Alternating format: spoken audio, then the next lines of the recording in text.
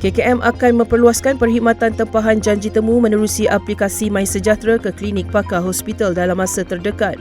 Kerajaan sedang mengintegrasikan cloud-based clinic management system dengan aplikasi MySejahtera bagi memudahkan rakyat mengakses rekod kesihatan serta meningkatkan kesinambungan rawatan antara fasiliti kesihatan.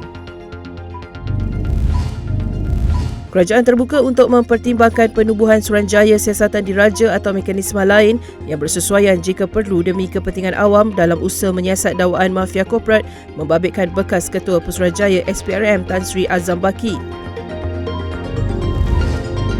Seorang mekanik direman 7 hari bermula Rabu bagi membantu siasatan kes rogol dan sama remaja perempuan di Palembang 17 Jun lalu.